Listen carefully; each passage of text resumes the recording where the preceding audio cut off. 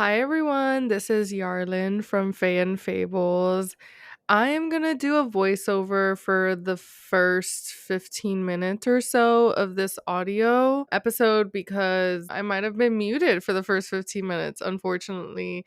So I'm gonna kind of go over the things that I mentioned, which pretty much wasn't a lot that you're missing out of my humorous conversation, but I will go over my star rating, my chili pepper, and maybe some other like comments that I made regarding like the beginning of this book and things like that.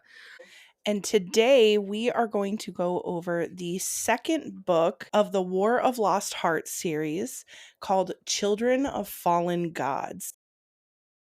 Just a heads up, we're going to do some disclaimer stuff. The episode is going to contain spoilers for the first two books of the War of Lost Hearts series. So that's Daughter of No Worlds and then Children of Fallen Gods. Also, please note that we talk about a lot of things in this episode, and some of the themes may be hard for some folks to hear. Things like violence, death, trauma, enslavement, and human trafficking. Lots and lots of things come up. So, if those things are not topics that you are wanting to hear about today, please take care of yourself and come back for another episode. Also, we are going to be approaching these topics both as readers and as professional counselors. And note that this should not be used as a proxy for counseling. If you feel like you need professional counseling, seek that out for yourself. This is just for fun. It's our opinions and like fun, cute little thoughts. Today, we're going to go through a few different things. First, we're going to address reader mind, which is our ratings, our chili peppers, our I labeled them in the outline plots and thoughts. I don't know. I didn't I didn't check with Yarlin before I just titled it that, but in my head it just popped up. Okay, good. Excellent. So our plots and thoughts and our tee hee moments. Yee. And then and then we're going to address our therapy mind thoughts where we're going to bring in our expertise as counselors. And then Yarlin is going to give her future thoughts and theories because I've already read the series, so I of course know nothing. There will be no facial expressions, no spoilers for the third book, and then we'll call it a day. You ready to go? All right. So let's start with our rankings and our ratings. Yarlin, how many stars did you give it? And how many chili peppers did you give it? And let's give us an indication of why. So my star rating is 4 out of 5 for this book. I really had a great time. I feel like what was different for me this time is I listened to this book with an audiobook versus reading it, and I felt just a little bit more involved in the world, and yeah, I just felt like I had a better connection with this book. I also really liked the events that were going on in this book. My chili pepper rating was 3 out of 5. Some events were like long time coming and it was like really passionate and beautiful. So I love that aspect of this book. Katie had asked me how come I didn't give it a 5 out of 5. And I felt like I wish there would have been more romance. That is just my personal thing with like reading fantasy books and things. I really do like romantasy. So feel like it would have been a 5 star for me if there was a little bit more romance. I dived into a little bit about Richey's growth as a character because I love a villain and I was really intrigued by her character even since the first book.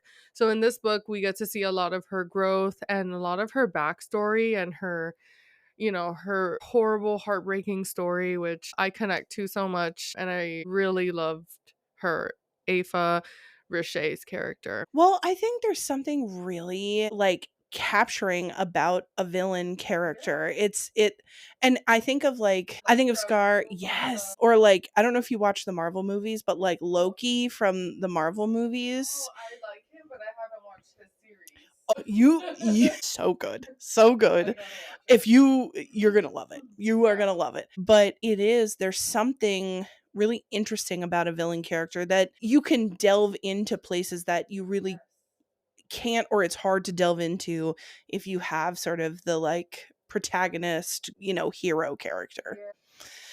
Yes. So, Yeah, it is. It's yeah. definitely, it's heartbreaking in a lot of ways, and we'll get Yeah. into What kind is of your when. star rating for this one? 5 out of 5. 5 out of 5. Another one, if Okay. I know I said it for When the Moon Hatched, but I'll say it for this one too. If I could have given it a 6 out of 5, I would have.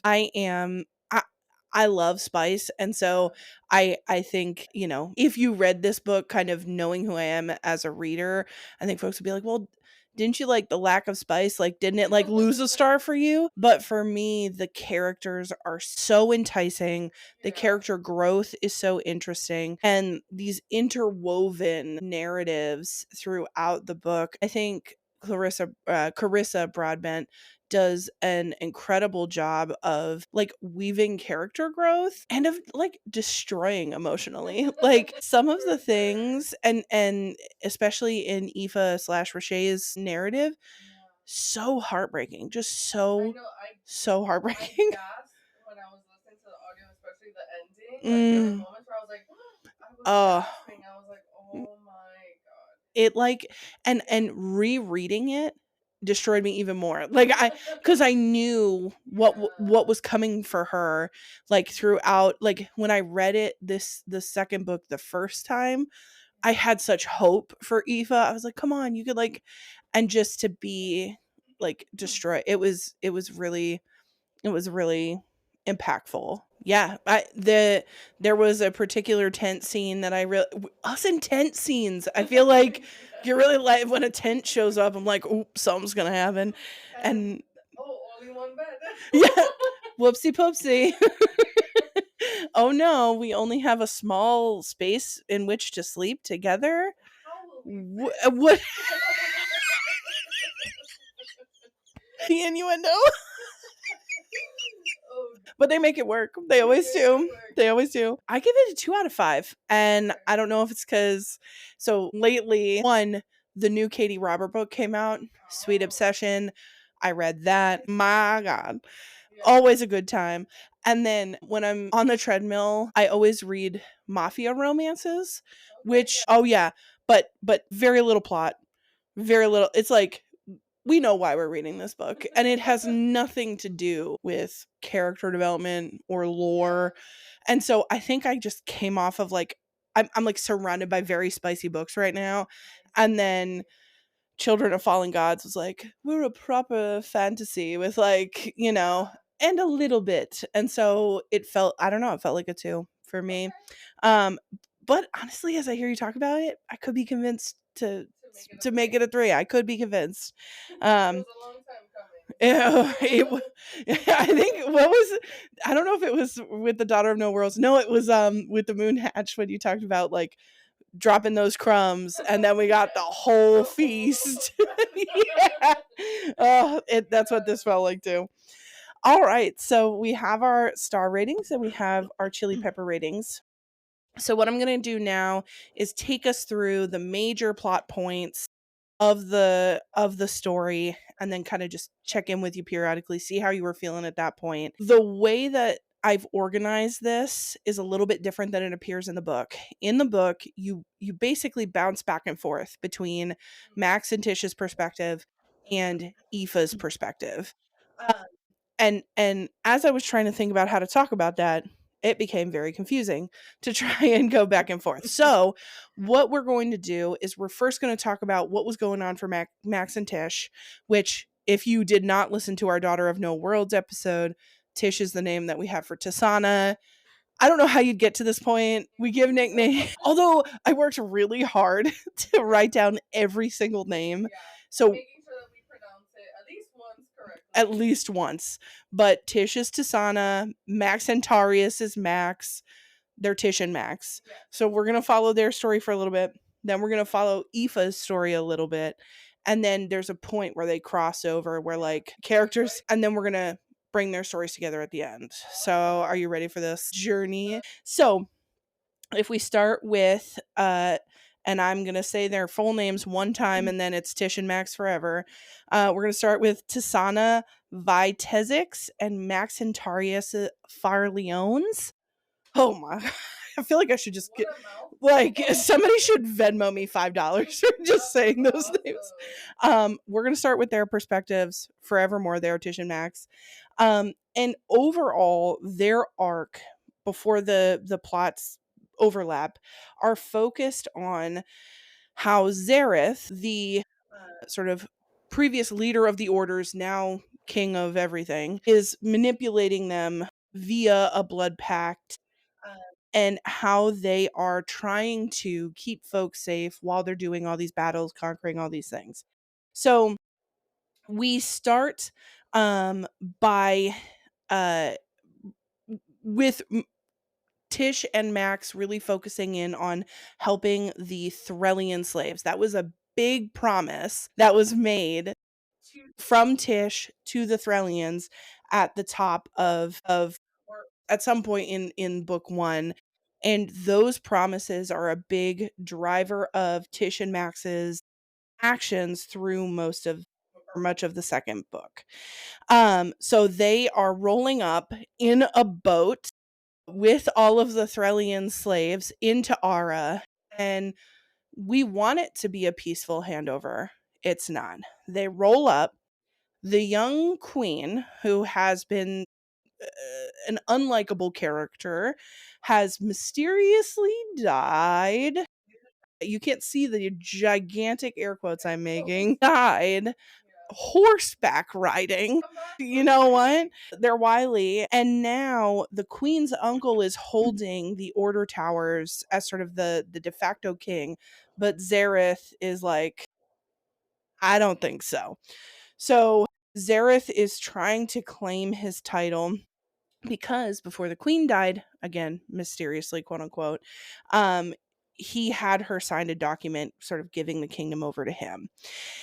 When they roll up, the crew, and I refer to them as the crew, and it includes Tish, Max, Nura, who's Max's ex best friend and most evil person. Boo! Just a little preview of. She doesn't even go here. Classic Mean Girls reference. Yes, Cyril, who is Tish's best friend. Remember, they got Cyril out of Threll, and the Sirizen. I don't know if that's how I'm pronouncing it correctly, but that's that.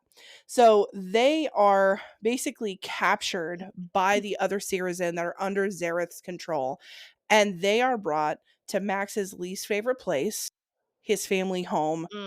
Because if you remember from the first book, he murdered his family there. Well, really, Rashay murdered his family there. It's a very hard place for him to be. Yeah. So what did you think about the way the book started? Like, we roll up in the boat, shit's hit the fan, everybody's all over the place, and Zareth is like trying to take control. We're gonna go back into the regular audio of this episode, and I hope you guys enjoy it.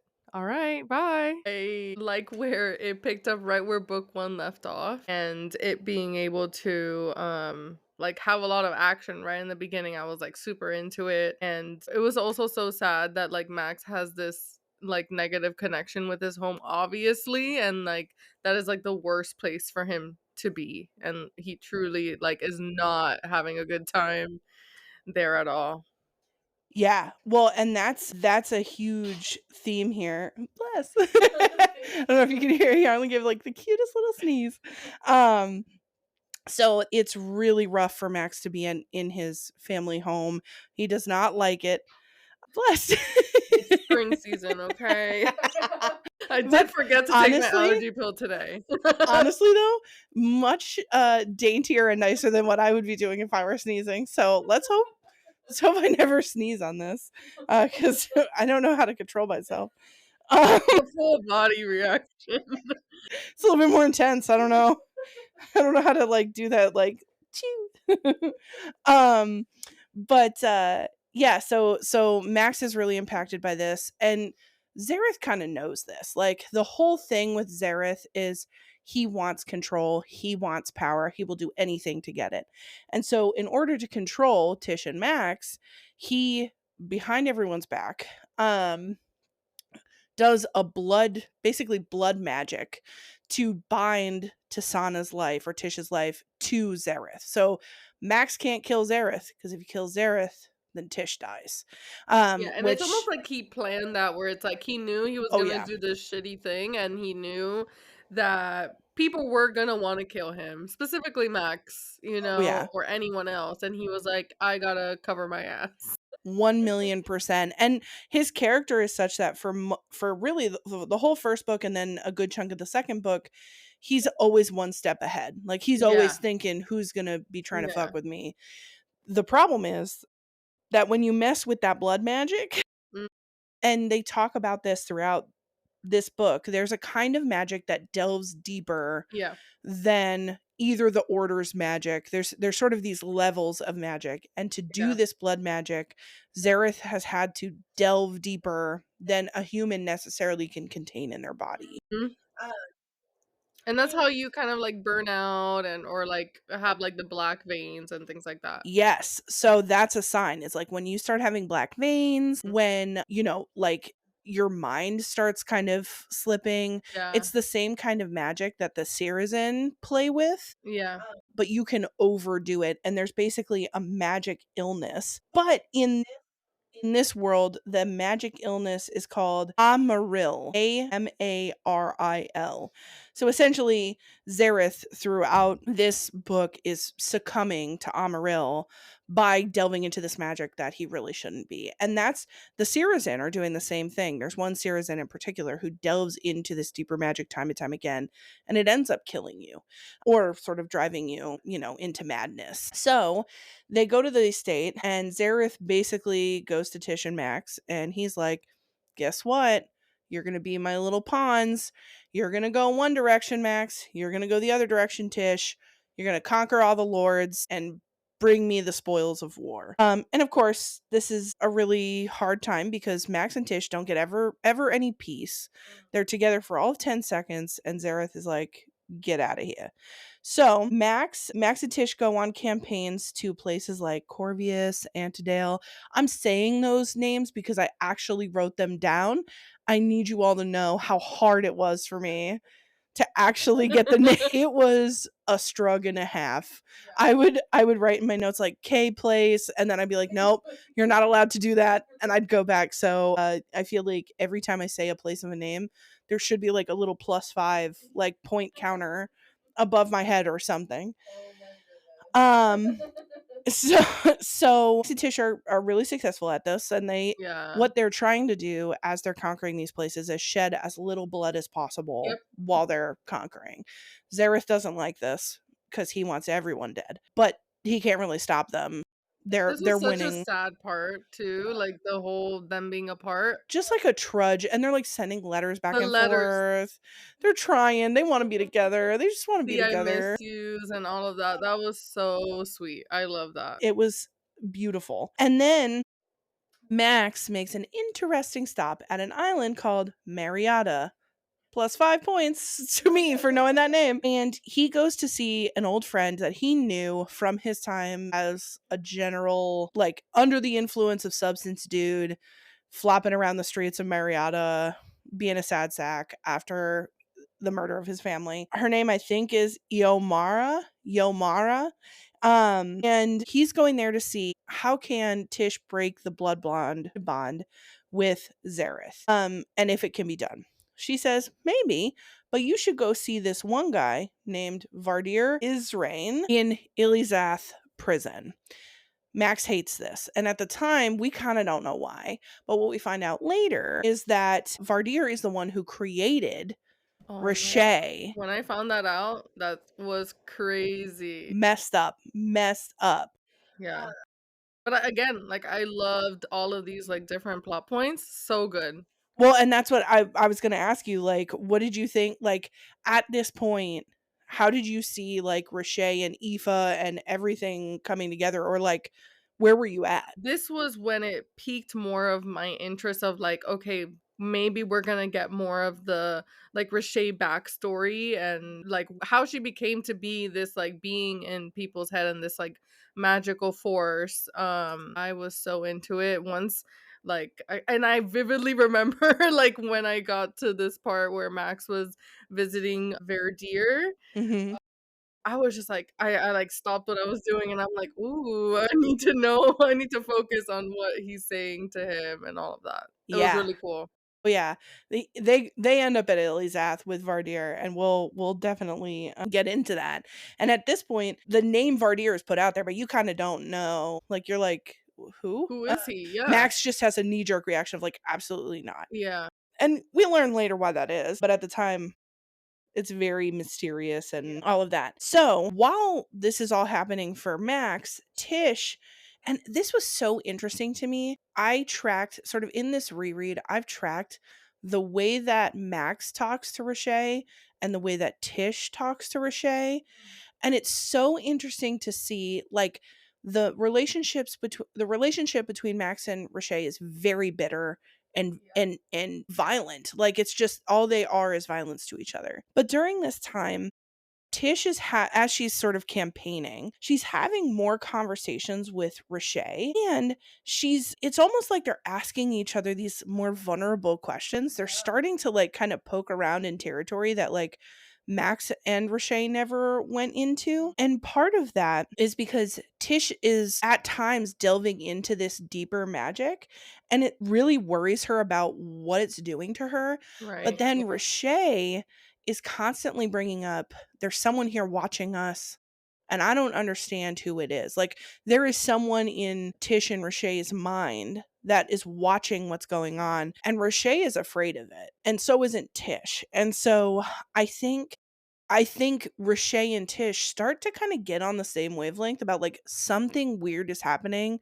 We're both not sure about it. We both don't like it. And I kind of liked that they Yeah. like started They started to have a coming together, bond. yeah, and I feel like Tish started to have, like, empathy for Rashay and would always try to, like, see where she was at in her mind, and yeah, you start to see that connection more. Yes. And it was so fascinating to me that like I almost feel like both Tish and Aoife slash Rashay's stories sort of prime them to be a little bit more vulnerable with one another and to understand one another in a way that I don't think Max and Rashay ever understood each other. Yeah, And you even see it like in the way that Max talks or thinks. He comes from a very privileged background. A lot of true. bad stuff has happened, absolutely, but he grew up in wealth and Yeah, in and in family and things like that. yeah, whereas Tish and Rashay from sort of the early parts of their life were I wanna say around the same time, they were like 10 or 12 when their life really started to, like, be thrown into chaos, and so I think there's an understanding between them that I really liked. So, as Tish and Rashay are kind of questioning this deeper magic, and they are both scared of this other presence, we're also seeing that other people are delving into this deeper magic, and it's not going well. Eslin, one of the Sirizen, like, warriors, has been helping Tish throughout her campaign by her and Zareth connecting to this deeper magic together. And she essentially comes down with Amaril and eh, has this really horrible like slow feeling and just awful death. Um, and so one, you kind of get to see what Emerald does to somebody, which becomes important later. And uh, something that Tish kind of is forced into doing, not forced, she makes her decision to here, but the Threllian lords are threatening the remainder of the slaves that are in Threll unless Tish comes back and sort of exchanges herself for those enslaved people. And so she enlists the help of Samarin to make the dead body of Eslin look like Tish. And they send Eslin's body and head specifically back to Threll to kind of trick this lord family called the Zorakovs into thinking that it's Tish and she's dead. Yeah, that's Brutal. so Brutal. interesting. Wow. Wow, wow, wow. Yeah. Yeah, so that was very vivid. Yeah. But what do you think about Tish's commitment to the enslaved people that she has brought into Ara? Like, how did you feel about their relationship? Like hers to the Threllian enslaved folks or previously enslaved folks, and like kind of these lengths that she'll go to protect them. Yeah, I think she really has been like dedicated, and like this was her goal, is like to free all the slaves even from the first book, and like really like putting herself out there, risking her life. Like this is truly like what she wants to do, as a way to like help the others not experience what she experienced and all of that. So I thought it was a beautiful message. I think, obviously, like you're putting your life at risk, and, you're going to make these drastic decisions that will impact you and then also like your new relationship and how that will look, because, Max is going to go ahead and try to protect her or try to like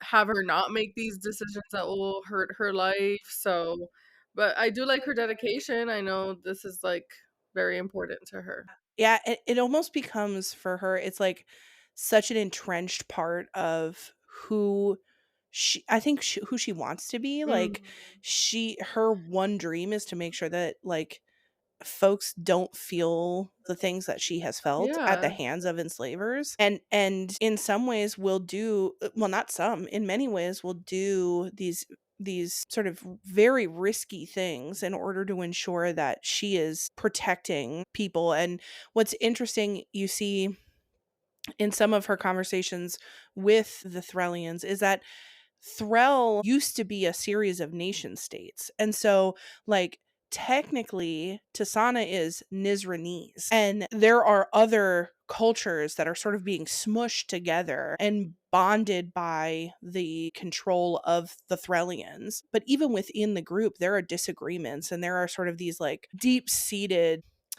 like territorial feelings toward one another, but they have to kind of like band together in order to survive. And it's they at some points, like some of the Threllians will call her like the Nizranese witch or other things. And Oh it's my like, god. yeah, like they're Yeah. not always kind to her. Yeah. Um and she stays steadfast in her commitment even in the face of folks not being kind to her. Yeah, and I thought that was really interesting to see how, like, even, like, some of the slaves were, like, against her and what she was doing. So it's like, what do you do in that point when your ultimate goal and to help these people, but what happens when they don't want you to do that anymore? Yeah, and, like, what autonomy do folks have? Like, Right. what if and part of the threat of the Zorkovs is they want Tish in exchange for the family members of the Threllians in Ara. So, there are folks who are like, "We don't need your protection.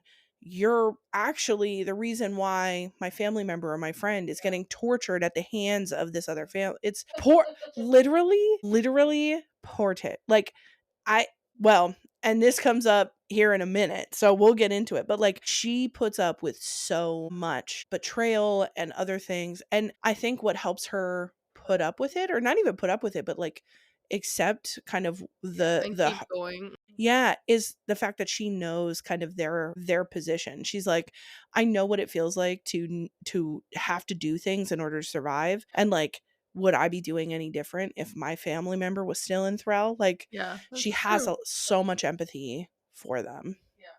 Yeah. So after the whole debacle with sending Eslin's body to the Zorakovs, Tish is like, this will help me for a little bit. They'll figure it out at some point, but and Tish and Max reunited and it feels so good. They come together metaphorically and literally and physically. And if you want to know, it's on page 250. So made sure to write that down because tee hee hee hee hee hee. So good. Yeah, I love that. And I thought that was just like, wow, finally. Literally, finally, like poor Max and Tish, all they want is to be together and be And they have happy. to be in this stupid war. Everybody's always messing with them, and like finally we get like literally it's like one night in a tent or something, like we get like or like we get like a couple of days where they like have a little peace and they can Yes. like And then they're like, "Okay, now it's time to go." Now it's time to go. Which also something that came up on, I don't know, it was on social media or something. And I was like, this is such a good point. I think also for Max and Tish. So many times when there's like love scenes in these fantastical books, oftentimes it's like we've been traveling on the road for 10 days and smell like all kinds of stuff, or like I haven't bathed in a month, let's get in the tent and like, and I just imagine them like, all right, back from the battlefield, like, y'all, can we just put in a line about the fact that you showered or something, Like like, yeah, like a mystical, like, steamy bathtub, oh my gosh, a hot spring a hot beneath a spring, in like, a cave. something to wash you, please, before doing anything, like, no. Yeah, please, like, That's such a turn off when you read that they've been, like, sweating and fighting and blood and then they also then have sex, like, what? No. Get away from me. how dare you approach me with your mud mitts and like, no. But also, like, when you think about, like, in the olden times of, in the Versailles and all of that, like, they would never shower, right? No bathing. No Can you imagine that? And, like, nowadays this fires me up. Nowadays, I feel like it's just, like, there's such a it's almost like we've gone from one extreme to the other of, like, nobody bathes, we all accept it, and we all stink, to, like, now it's, like, these unrealistic, like, your body must all smell like flowers and rose petals. And it's just like, here's the thing, like, I'm okay with like a little bit of realistic human smell, but like, you've been on the battlefield for 2 months and you're covered in blood and who knows what else.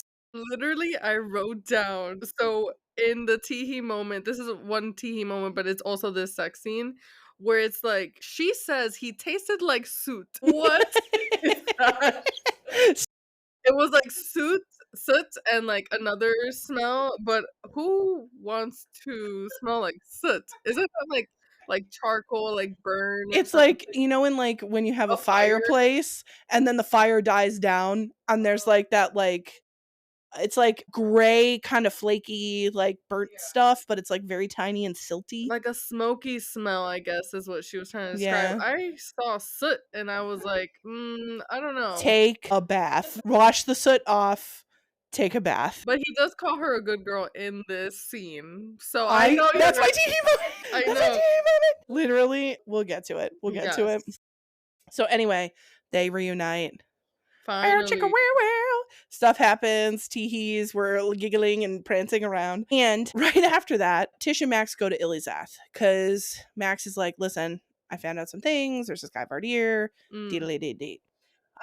So they go to Ilizath, which is a prison, but it's a magical, mystical prison. Like, it's all on the inside, it's all white, but there's these mystical carvings on the inside, and the prison is talking to them, sort of in their minds. And it's saying to Max, like, we'll see you soon. And he's like, no, you won't. Max, and the prison's like, bet. Remember that I've said that. It'll become relevant in a bit. And so they kind of go through the winding halls, and like they're both freaked out because the halls keep shifting and Yeah. the voices are Looks voicing. that must look cool in, like, a image, like, or, like, a Well, movie. yes, and what you learn and what I thought was so cool is the idea of being absolutely terrified in a white, Mm. bright white prison. Yeah. So it's not even like dark. It's like you could see everything, but it's freaking you out. But what you discover later is it's all a mirage. It's like dank in there and dark, and it's all a like there's some magical shenanigans all stirring up in there. And they go see Vardir, and it's clear very quickly that something has happened to Vardir's mind, either in his time in Ilizath, whatever has happened to Vardir, he is he is unwell. And they keep asking him about this blood piece, and they want to like find information, and he speaks very cryptically. You kind of find out later what he's saying, but he speaks very cryptically. He's like, I have more friends. Like, so someone's clearly visited him recently, but they kind of don't track that because they're like, what are you saying? They get freaked out. They almost get trapped in there. Specifically, Max almost gets trapped in there and they go. And even Rashay, like Rashay, while they're in there, she's screaming in Tish's head, like, get out of there. This is bad. Bad, Yeah. bad, bad. Leave. And this is something that Riche says a lot in The Mind of, like, "White, white, white, white." You remember that? She Yes. says that multiple times, and, even in entering the prison here, like, Tish is just, Mhm. like, her mind's going crazy because all she hears is, like, screaming, Yep, and, like, I yep. can only imagine what that feels like. Yeah. Well, and that's you see time and time again that Rashay, it's like white and white and white, white and white and white. Something happened in the place with white and white and white. So everybody's freaking out. But they make it out. They're very confused. Vardir has been not helpful, or even like it's like he said things that they don't get and they leave. Um right after that, so they come back and they're like, well, that was bust. Tish gets a message from one of the Thralian refugees that says, come on over. We're having a nondescript problem. Tish, being the sweet Saint Angel that she is, goes there and is immediately drugged and betrayed and sent to a lord, a Thralian, or not a lord, to Avernus, who's one of the like lords of Aura, or I think is it Thrall or Aura? Avernus. All the names I remembered, and it's this one that gets me. Yeah, I don't remember either. She gets sent to Avernus. He's a bad dude. Yeah. Bad feelings, no good. That's what I get. Max and Tish, there's a panic. Max and Tish go. They defeat Avernus and his army, and Tish goes to the refugees to make a speech about her promises to them. So they betray her. She immediately gets herself out of it with the help of Max, and she Look goes at back to her. the Thralians and she's like, I will help you. And literally, Max and everyone else is like, tell us who did this and we will kick their asses or kill them. And she doesn't do that. I think there was one person who like got implicated in it. Like he was the one who basically drugged her, or like I don't know if he used like chemical or something, but he gets, I think, imprisoned for it. But she doesn't give away any of the other people who were involved in getting her to the Thralian refugee sort of village. So I remember who Avernus is. He's the guy that he's the queen's uncle who's been ruling this whole Oh, time. yes. So it's all coming together now, A folks. lot of details. It's let me you know what? Let me just say, remembering all the plot points for this was a real mental exercise. So, Zareth, who, by the way, has been getting weirder and weirder throughout this book because he's For sick, sure. because he's playing with magic he shouldn't be playing with. He throws a big party. And you kind of find out about Zareth toward the end of his life that he's sort of a low-born, I put a huge air quotes around that. That's how they describe him. He doesn't come from money or influence. He builds his way up, and he's always been sort of laughed at for that. Even as he tries so hard to be everything that these rich people want him to be, he never quite gets there. And basically ends up attacking Tish. Tish kills him, which, if you remember, they have a blood oath. Oh, Pescadios. So she's like on death's door. Max freaks out, takes her to Omara, and he goes into this deeper magic in her mind to go get her. Rashay sacrifices Here herself. comes my girl. Rashay, I thought this was so beautiful. yeah, Rashay sacrifices herself for Tish so that she doesn't have to die. Why do I wanna cry? Are you feeling? How you feeling? No, I just remember that, and I was like, "Wow, so that means, like, Riche or Aphie actually, like, really did care about Tish and, like, had a connection." I was like, yeah, definitely an emotional moment. It was. It was. Now, spoiler, she doesn't actually totally sort of disappear, but Mhm. they all kind of think she does. But Tish doesn't hear her anymore. Yeah, and she's what they think of as gone. We know we find out later that's not the truth. But and after that, Tish and Max, in an elite move of fuck y'all, decide to take a 2-week vacation. They're like, I'm we're putting getting in out of my here. They're like, "I'm done with this." They're like, I've had enough of y'all and your bullshit. We're going back to the cottage for 2 weeks. And literally, like, Tish says something to the effect of, like, we just fucked and ate and hung out and like for 2 weeks. They just all they do is romp around and eat and like cuddle and smile at each other and hug and it literally like oh my god, I was like for the first time in this entire story, Max and Tish are getting the vacation they deserve. They are Yes, getting some time to connect. 'cause there's a lot of chaos going on. They need some way to, like, keep going. Yeah, you need here's the thing, self-care, folks. If you need to go to the secret magical little hut in the woods with the garden and romp around for a while, Yeah, that's what you need to do, and Max and Tish said, "We put in our time. We need a hot second." Part of that we need a hot second is because after Rashay disappears, Tish's magic disappears. She's got nothing. yeah. She tries to make her cute A little spark butterflies. and She stuff, tries to but nothing. nothing. So she's like, "Well, I gotta wait this out." So they go back to the cabin. They're like having a rompous time. And guess what? In this world, you can't have too many good things for too long because it's always something. It's always something. Rude, rude. So they're having a great time and one night somebody knocks on their door. Max is like, nobody knocks.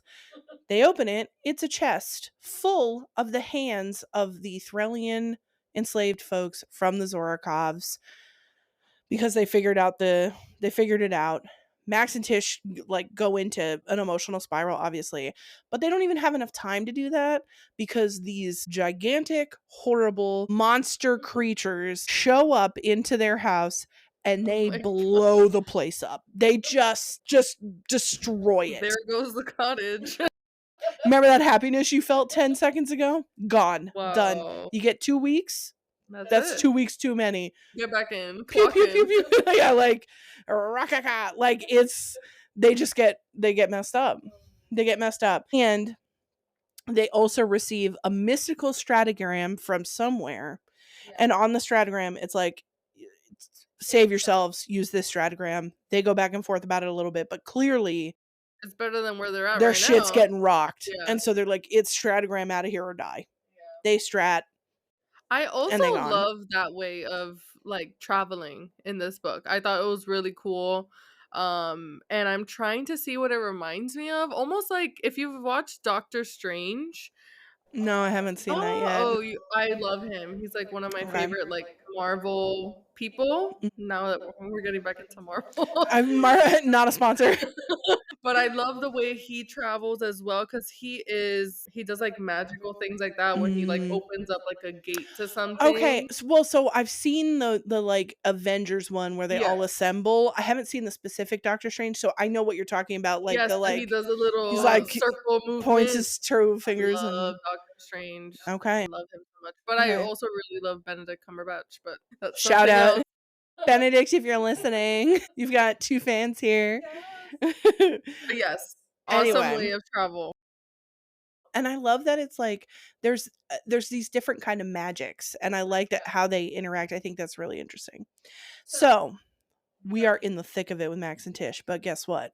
We're going to take a little pause on their story because as their story has been unfolding, we've been going back and forth in perspectives between Max and Tish and somebody mysterious named Aoife, and I'm going to say this last name one time. That's all you're getting. So listen up, 10 dial points in. for Gryffindor over Oh here. my god. Aolach. Aolach? Aoife. That's her name. I looked up how to pronounce it. Very Gaelic. Yes. She's That's got what a we're cool gonna focus. name, and I love Rashay too, Yes, yeah. Well, and which means no no one. one. Yeah, you find Mhm. out later. It's so cool. So cool. Yes.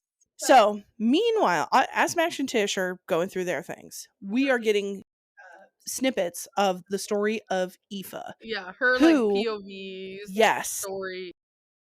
who, if you haven't figured it out already, is also Rashay.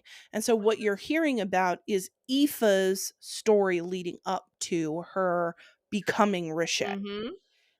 And so we're going to switch gears and focus on Aoife, and then we're going to come back when those two storylines come together into the present moment. We'll come back to Max and Tish, but we're gonna put them aside. We're gonna leave them They're on the island, you know, stratogramming. they're Yeah, they're traveling. They're they traveling through stratted time. out. Their house is destroyed. Everything's bad. In other news, is the was the Tyrnus or princess of a race of fae called the Sydney Fae.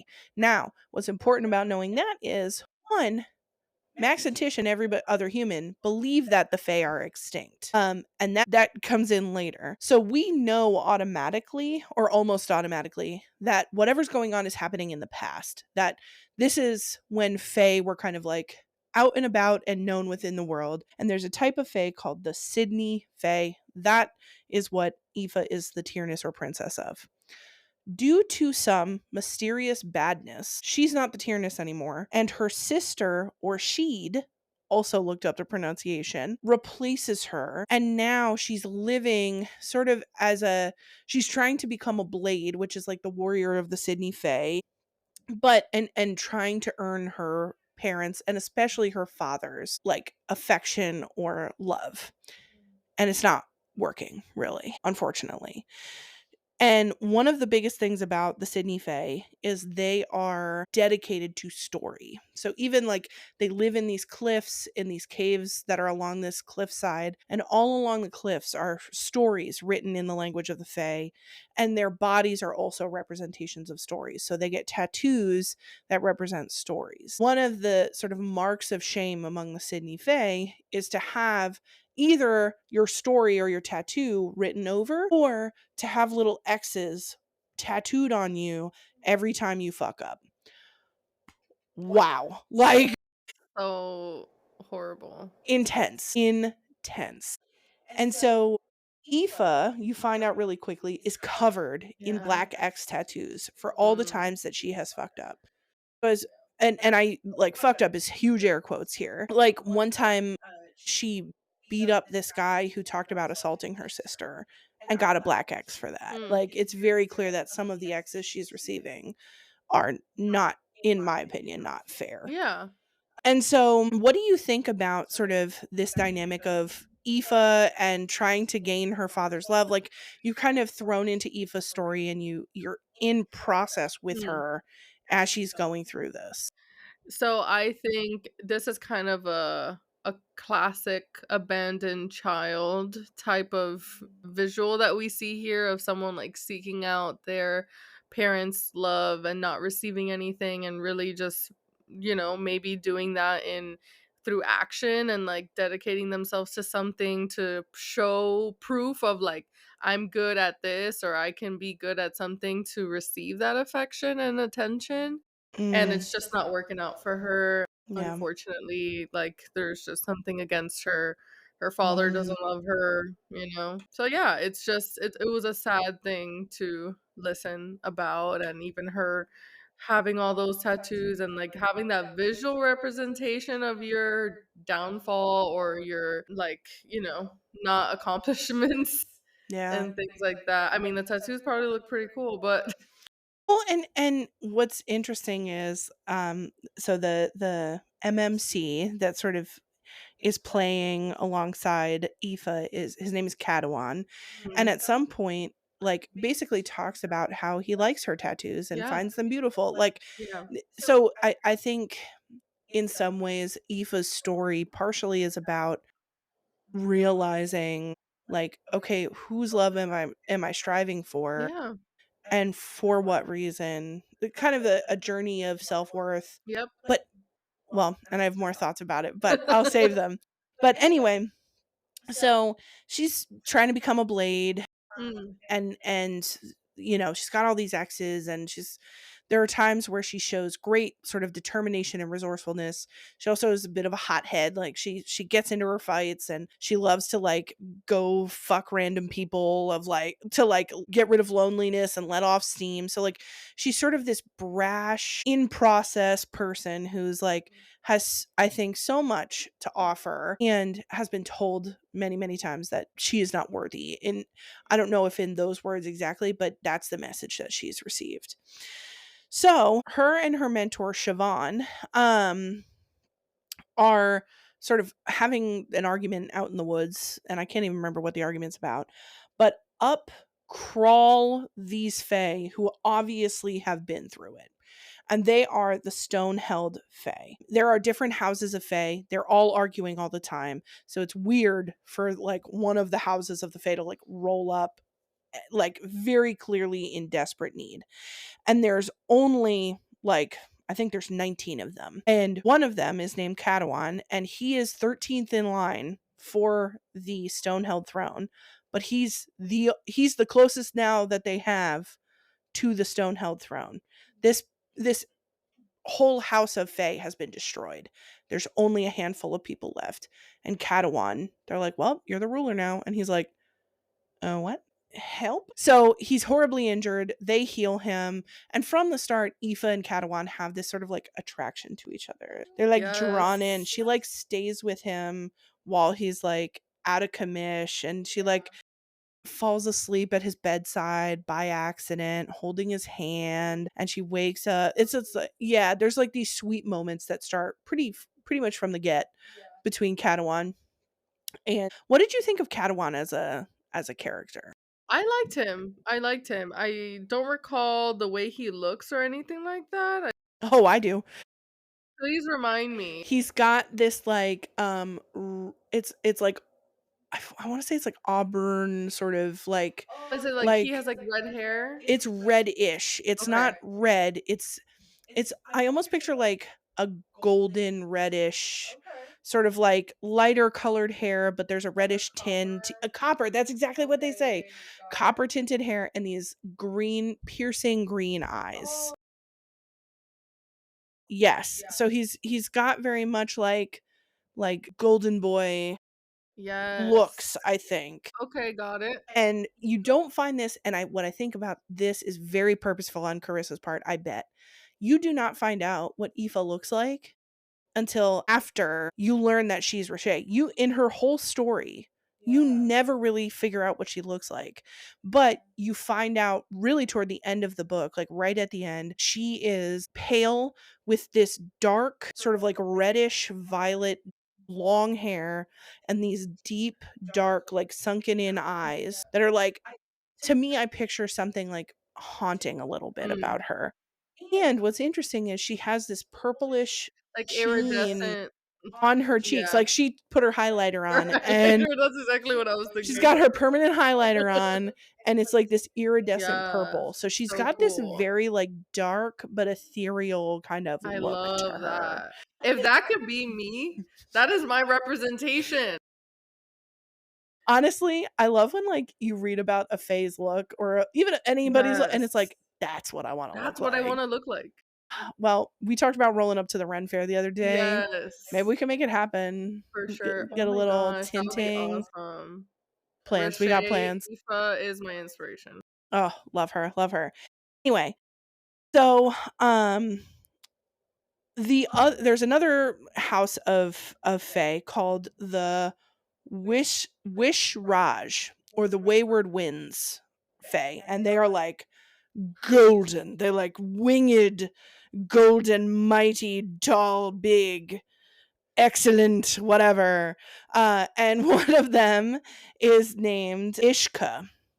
So Ishka of the Wish Raj or Wayward Winds Fae. I'm like These racking up names. points, dude.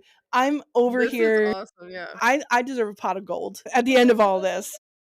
That's the end of the rainbow. Yes. So they roll up in their mightiness and they're like, listen, shit's bad. We need to figure it out before we all die.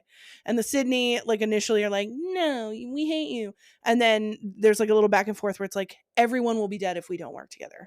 So suck it up and let's go. And that's a quote. And you got to emphasize the P on that. So this is the Aoife's crew. There's a crew, there's a Tisha Max crew, then there's an Aoife crew. A big group of people, that's what we say, crew. Crew. You rolled up as a crew. I don't want to name everybody every time. So this crew is Aoife, Catalan, Ishka, Aoife's mentor Siobhan, and Ishka's second in command, Ashraya, all Jonah. Look at me. My mind is going everywhere right now. Think about the names that I did not remember Yeah. when the moon And the hatched. moon hatch, yeah. We on our way up, But when the people. Moonlight had really long names. It was a I mean, yeah, there was something special about that, but I'm gonna when book 2 comes out, I'm getting those names. I'm sicking them good. This is practice. I'm out here practicing. So all these fae from different houses join together and they go to the House of Reeds. And along the way, Catawan and Aoife, because now Catawan's the king, he's like, I'm not ready for this. She's like, well, let's spar together. So they have the sparring montages. He's getting better. They're getting saucy. It's all very good. It's tension, da da da. But when they roll up to the House of Reeds, shit's bad. They go in and it's Aoife and Ishka are together and Catawan has split off with Siobhan and other people. They go into the castle. They find a Fey woman.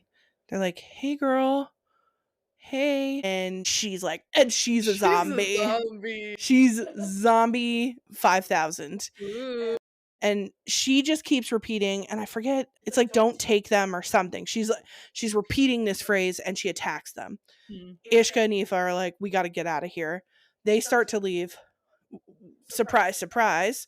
There's more zombies in the Ooh. reeds in the bog that they're in. All the zombies start coming That's up, and it's so like, cool.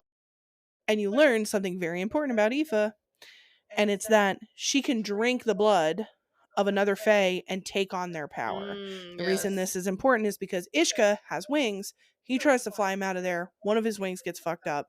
She's like, "Give me your wrist." Chomp, chomp, chomp. She sprouts wings and she flies them out of there. And this, you learn, is why she is no longer Tyrnus. She has what the Fae consider to be a curse. And there's, I think it's called, yes, Esnara.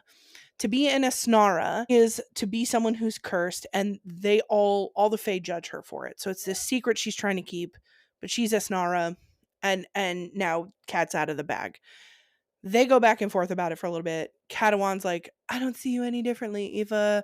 You're cool and I love you. He doesn't say the I love you part, but he has feelings, obviously. And everyone's like, fine, we can get over this. We can get over this. They keep journeying. And then Catawan is like, we should go to this place called Naraja. Because what they discover sort of in looking at the House of Reed and other things, they go to this outpost, is that it's humans that are attacking Fae. And the Fae have not had contact with humans for a long time. They don't even know. They're like, we don't know human stuff. We don't know what they're doing or why they're doing it. But there's one island called Naraja that has both Fae and humans living together. And they're in love and they're having babies. And the Fae are like, how dare they? Humans are trash. Yeah. No. Yeah, yeah, yeah. It's a healthy dollop of you know, caste system, just like eugenic adjacent shit. And so at first everyone's like, no, we can't go there. We've been banned from going there. But once they hit an outpost and that whole outpost gets absolutely destroyed, the outpost, if you're wondering, is called what is it called? It starts with a Y. Yathara? Sarah? Yathara. Gang gang. Um so once the whole outpost gets destroyed, the crew is like, all right, we got to go to Nishraja or Naraja. We're going to have nothing left. Yeah. They roll up there. There's a woman, a human queen, and a fey king. And they're like, guess what? We're in love. Also, guess what? We have kids. And the fae are like, "Zutolo."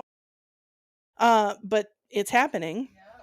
And they're like, will you please help us? The humans are attacking us.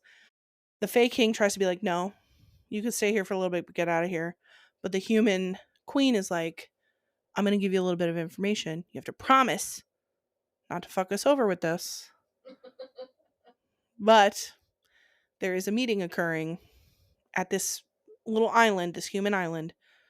Do what you gotta. Go fuck them up. Go talk to them. She kind of doesn't care. She's like, I don't care what you do, but just like sick them. Yeah. We don't want She's like, this. I got kids to protect. Yeah, she's like, I got children, and no way. So, what are you thinking about all these different fae houses working together? They're going to Naraja. Like, what are your thoughts, sort of at this point in Aoife's story? I think it's just a continuation of this world building that is so cool. And again, like that's why I really enjoyed this book because you're getting so many different, like, fantastical, like, magical elements that truly, like, is what, like, an epic fantasy is, and that's what I really enjoyed about it, and just, like, the zombies, and, like, I love, like, the scary parts of this too, and Yeah, yeah. it's frightening. The Yeah. things that they're going through, I think Carissa Broadbent does a really nice job of making it very evocative and visceral. Like, it's just like, oh, Yeah, like, it's you're into shocking it. And sometimes. even just, like, hearing the audiobook is so awesome too because Mm, then you get to hear, like, the accents of these yes. characters, and You I were thought talking about that. yeah, I was telling you about the accents, which was, like I can't remember now, but it was, like one was, like, a Britishy one and then, like, a Scottishy one. Yeah. So I thought it was really cool to also just because we imagine these voices in our head when we're reading the books. So you want to be able to like that's the good part of like listening to an audiobook and if the person has like a good voice and like makes it good. I thought that was like awesome and I would recommend you to listen to the audiobook. Okay, Maybe for book okay. 3 or something. It would be my first audiobook, Okay. baby's first audiobook, which Yes. I need to do at some point. Okay, so this human queen whose name is Athelena, I also know that one, and her husband's name is Ezra. Athelena comes to them, gives them this little bit of information, and is like, "Don't fuck me up with this." Aoife leaves that meeting and runs into a fae named Orin. And very quickly she discovers that Orin is actually her father, not the Tiernan or the king of the Sydney Fae, and that her mother lived on Naraja and was stolen off of Naraja from Orin by the Sydney king. And she realizes that is why she is no longer like that's why she can't earn her father's love. And fun fact that her father tried to kill her when she was young, like 10ish, and her mother stopped it. And so she realizes he was never going to love me. Yeah. There was never going to be a version of this where he was going to accept me. And it was, he wanted to kill her because also she had more power than him too, so it was like he didn't want her to be more powerful than him. Yes, she's more powerful than him, and her mother's more powerful than him. And so her mother has been under his control. And she talks about, like, my mother used to be like this fiery, intelligent, Yeah. like, and now she's basically a zombie. Like, and not in the House of Reeds way, in the like sort of blank stare, not contributing to the conversation kind of way. Obviously, she's devastated by this. And what's her coping mechanism when she's devastated or feeling lonely? We got to drink. And we got to go find somebody to get frisky with. And as So counselors, that's not that's not what we want to promote. We don't want to use those things as running away from our right. problems. But I also can't talk to Aoife about it. So she does it Yeah, anyway. she won't be coming in for a session. We offer telehealth if you would like from We whatever do realm you're at. HIPAA. We we can't guarantee HIPAA compliance across realms, but we can try. I gotta make sure to apply for that type of licensure. What's her what's her insurance? Do you Is she have using a self mythical coin? is it Blue Cross Blue Shield? A stratogram. I take it all. Harvard Pilgrim. That's so funny. Oh, oh, there's a few counseling jokes for you. That's so funny. Sorry, maybe it's not. We're talking about insurance providers. People are like, what the hell is going on? Shout out to any counselors who know. Oh my god. What's the code, the billable code for I got almost murdered by I my don't know dad? how to write this in the Is that note. F? Truly, her diagnosis is not in the DSM. Maybe ICD-11? Oh, okay. gosh. All right. That's good. Back Oh, to the that was story. So she's having a hard time. she's having a hard time, and using she's like, unhealthy coping skills. I got only got so many coping skills. So she goes to Catalan, and she's like, brown chicken wow wow. And he's like into it at first because he's into her and he wants it. And then all of a sudden he realizes she's like crying as she's trying to like do some stuff. Yeah. He's like, "Girl, why you He's like, crying?" "Stop, wait, what?" He goes from being very into it to just concerned, which, like, good for you, Cadawan, for, like, reading the room. And he's like, "Girl, what is going on?" Yeah. And she gets comfort from him emotionally, not sexually, but when she wakes up, everything's gone to shit. And I literally do mean everything. And this for me, like, the from this point in Aoife's story through to when she becomes Roche is some of the hardest to read. The whole way this comes unraveled. She wakes up and one of the leaders of the Sydney Fae named Klein is there with the Sydney army. They have tracked them to Naraja and they literally kill everyone. And I do mean that, like, we use hyperbole sometimes. Sydney gets killed, Ashraya gets killed, everybody's dying. All of the Fae on Naraja and humans on Naraja, everybody's getting is dying. And uh Aoife is like, I promised them I wouldn't let harm come to them. I'm gonna fight for them. Cadawan's like, me too, girl. Giddy up. They're fighting throughout the castle. They're trying to figure out how to win. And the human queen, Athelena, shoots both of them with basically a crossbow.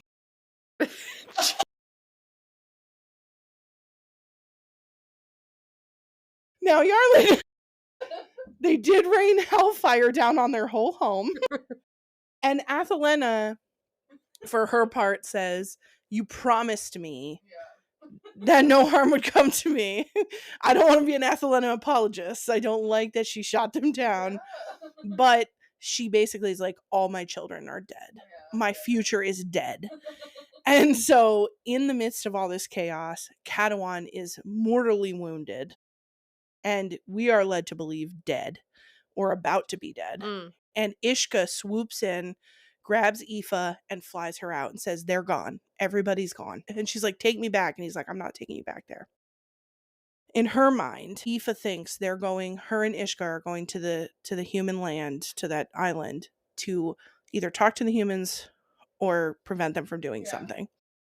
What she doesn't know is that Ishka has betrayed her to the humans, that he's bringing her to them to enact this terrible magic upon her. So the whole time they're on their way there, she's innocently, and having read this twice, reading it the second time is like pulling out your own, like, it was like yanking my own heart out, because she's so innocent in some ways. She seems so young to me in these moments, because she's like, "Where are we going?" Like, okay, she's got a plan, and the whole Yeah, she time has, like, the Ishka, trust, you know? yeah, she trusts him implicitly, and he absolutely betrays her. Mm. And what you read at the end of her narrative before they cross over is her slow, painful, excruciating deconstruction of her body and of herself as a human. And it was awful. And they start by taking pieces of her body, and then they take pieces of her mind, and she's Crazy. latching onto these pieces, trying to remember her name, trying to remember people, trying to hold on to Yeah. feelings like rage or love. And at the very end, she can't remember anything at all, and she can't latch on to anything at all. Even her love for her sister, which is the last thing to go, is stripped from her. And when they ask her about herself, or they ask her her name, she says Roche, which just means no one. I'm no one. I'm nothing. Making me wanna cry, just, like, reliving that. Oh, that was so sad. It was torturous. Yeah. It was torturous to read about. And, like, imagining it, like, in an audiobook, like, Oh hearing it, my like, God. wow. Yeah. Just like, "Oh, they've come to grab another piece of me," or, like, "They've taken my arm or my leg." Like, it was just, like, really hard. It, wow. It Yeah. was just, and so after kind of hearing all of that, how did it, like, when you're connecting it to the Roche we've known for the first two books, like, what was coming together in your mind about Aoife and Roche? It all makes sense. It all makes sense. Again, like, it's, like, kind of the backstory of how someone becomes a villain or has, like, a lot of these resentful feelings or angry and really just has nothing no type of empathy, no type of care about what they do. They wanna kill and they wanna, like, try to receive their revenge in some way, and it's like, this was the backstory, like, as sad as it is, like, truly, like, what makes her character, you know? And Yeah. it was just it was a lot. It was a lot.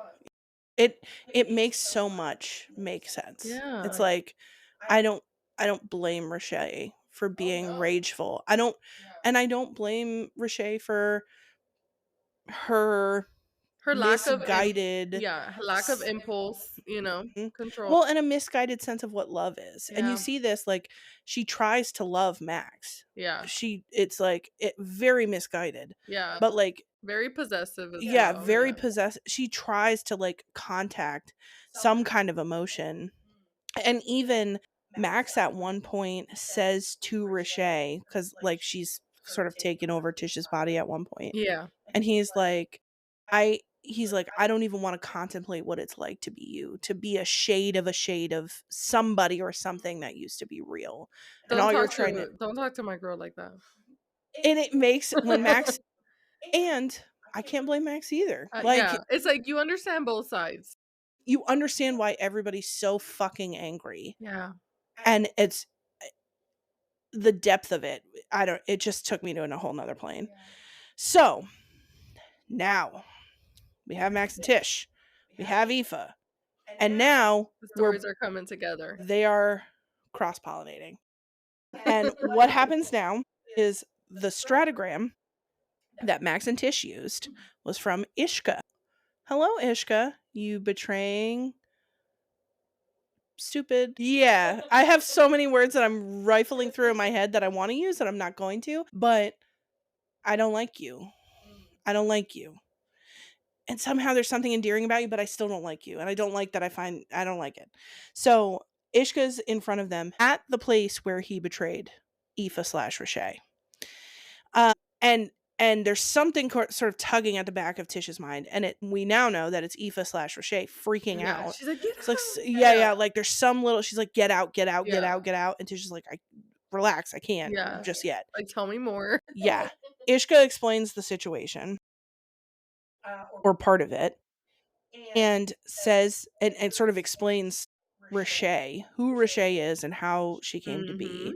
Mhm. And the reason he's coming to them and telling them all this is because Faye have started to go missing again. What Tish and Max and most everybody else don't know is that the Fae never disappeared. They didn't die out. They just secluded themselves. Yeah. Yeah, we didn't want any contact. Mhm. But 5 or 6 Fae have gone missing, and one of them is Ishka's son. And so he's like the Fae King, the mysterious Fae King. Mm. It's Catalan. Everybody, it's Catalan. The mysterious Fae King, Ishka's like, he's coming for your ass Mm. because you've taken Fae, and he does not put up with people fucking with the Fae. And he said, you must figure something out, how to fight them. You must do something. Otherwise, you're all dead. Max and Tish are like another one. Like, how many of these world-ending events do I have to navigate? And so they return to Ara, and while they've been off on that island, skiddly dootin', Nura has Mm. been amassing the power to become the Arch Commandant. And what she does, because she's starting to do things that Max and Tish are like, this isn't right. Like, you're putting Yeah. people in danger unnecessarily, or like killing people who don't need to be dead to like get to your aims. So Nura does this rare form of magic where she shows them all of her memories, sort of like not everyone she's ever had, but like these series of memories of her coming to power and why and all of these things. And the Mm. thing that drives her more than anything else is this vision she has of the destruction of Ara that the king, the Fae King, sent into her brain Yeah. when she tried to get Rashay into her mind Yeah. and body, which Mhm. it never works. Rashay hates Nura. As we all do. as we do. And she shows them everything. And one of the things that she shows them is that she is a part of the humans who have taken the Fae because she saw the destruction Mm. of Aura from the Fae. So she and someone randomly finds a Fae. Like the Fae kind of were scouting somewhere in Threll. Someone finds one and she's like, take it. And like I'm using the word it as like she's very dehumanizing Yeah, of the she is. Fae and essentially wants to make more riches from Mhm. the Fae that they have found. Yeah. I think you and I, from sitting from where we're sitting, can see that that is fucked up. Yeah. Like in a whole lot of ways. Much of the way she thinks about protecting Ara and her Yeah. loved ones is fucked up. It's very much driven by fear and driven by this fucked up sense of Yeah. it's like this it's the Machiavellian like Very the beastly, like, the ends justify the horrible. means kind of thing. Like it doesn't matter who you kill in the midst as long as this end is met. And Max and Tish are like, yeah, but you lose the plot. You lose the whole point of protecting anybody if you kill everybody on the way there. Yeah. Nura doesn't seem to Yeah, connect we with don't like this. her.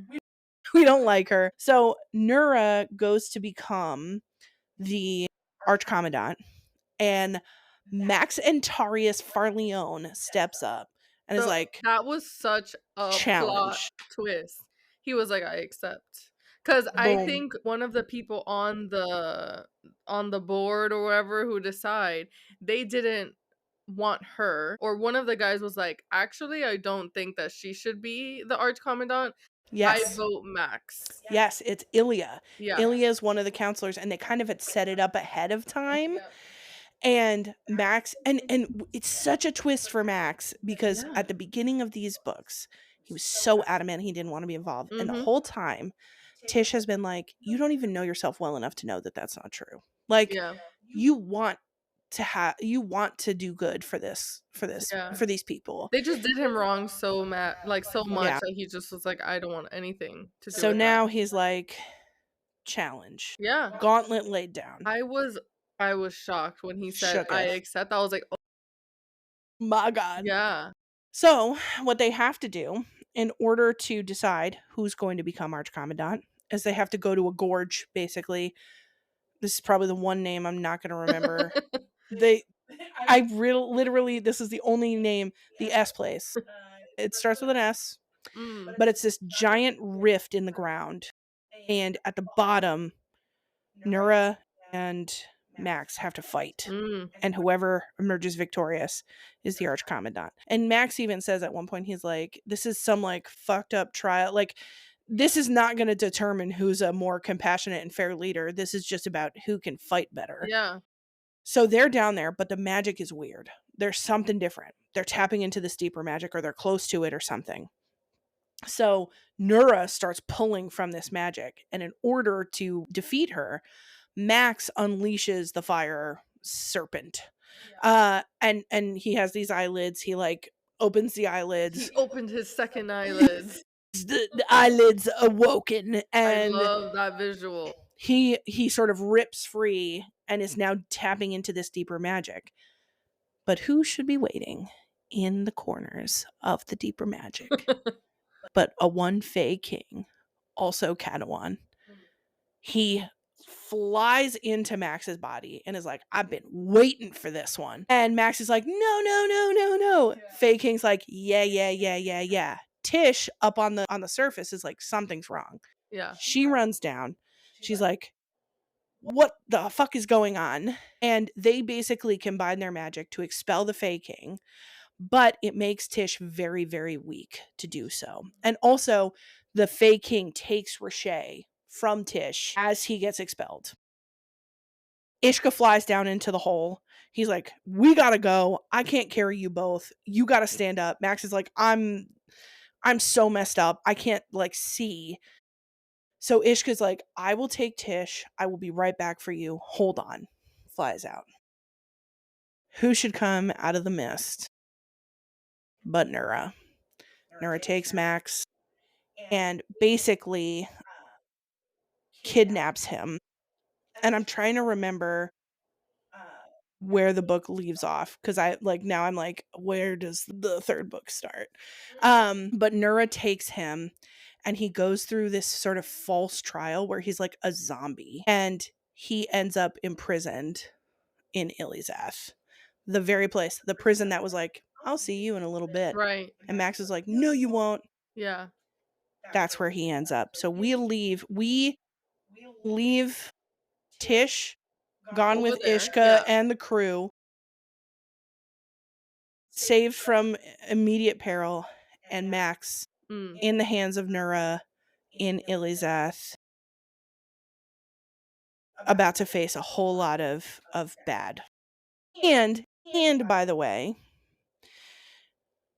Aoife wakes up in a body, which is very weird for her. She's like She's like, able to see her limbs. yeah, and she's like, you this is how you feel shit. So Yeah. immediately, Catalan basically reconstructs her body based on what he remembers. And he really wants to give her a chance to have a good life. And she doesn't know what she wants. She's very, very fucking overwhelmed, which makes a lot of sense to me. And this is the first time you get to see her image, like what she actually looks like. And I know I mentioned it, but tan skin, long, deep red hair, deep violet set eyes, and what they say a smattering of pearlescent purple across her cheeks. And obviously, Catawan is smitten because he's never forgotten her and he's tried to get to her. Yeah. But one thing is abundantly clear: Catawan is coming for everybody. Yeah. He's about to rain hellfire down on the humans. Mhm. And that is where we leave And it. that is where this book ends. And Oh, what do you think? I was so surprised that the fake king was Catalan. I thought that was like a super, like all these like kind of plot twisty things and like surprising. I love the way that it where it's headed. And it's like book 3, I'm sure Yeah. it's amazing. I'm fired up. I'm fired up for you. What are your and I know this is a little bit out of order, but I feel like it kind of rolls with the Yeah. plots and dots. What are your like future theories? What do you So think's going to happen? I feel like Nura is gonna be kind of like the main villain in the next book, the next war, or whatever's Mm, gonna happen. I'm excited to see how Rashay will be now that she's in like a physical being and like how yeah. she's like coping with being like a person again. And I wonder if she will be like a queen or just like yeah, I'm excited to see the unfolding of it all. Yeah. I know nothing, obviously. I'm being very nonchalant. I don't know what's going to happen, but I'm excited to see how your theories pan out. So that is going to wrap up plots and thoughts. We Hmm. have two things left on the agenda. One is our teehee moments. One is our therapy mind thoughts. What were your teehee moments, Yarlin? So, I believe this was also in the sex scene or something. Someone says, "Hello, you." I think it was Max. He says, "Hello, you." And then there was something going on outside, and he Mm, was like, "There's nothing that will pull me away from this." beautiful. That one, he called her a good girl in that scene. Shout out to anyone with a praise kink. And I feel like also that I wrote down astral projection tangent because What?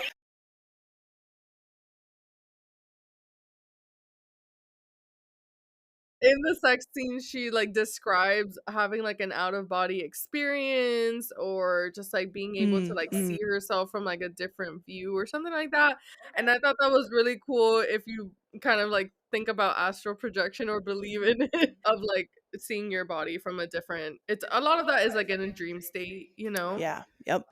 Very much not have anything to do with the book, but I thought that was a plot that I thought about and just, like, an idea that was I thought it was cool. Honestly, I don't remember that. I must have just like totally blanked out. I don't know. Maybe I astral projected. I don't know, but I was like, It was a I brief description of how she described, okay. like, their moment together, and I was like, "Whoa, that's really cool," of, like imagine, like, seeing yourself from a different, like, Mm, realm of, like, looking down on you having this moment. That sounds cool crazy. to me.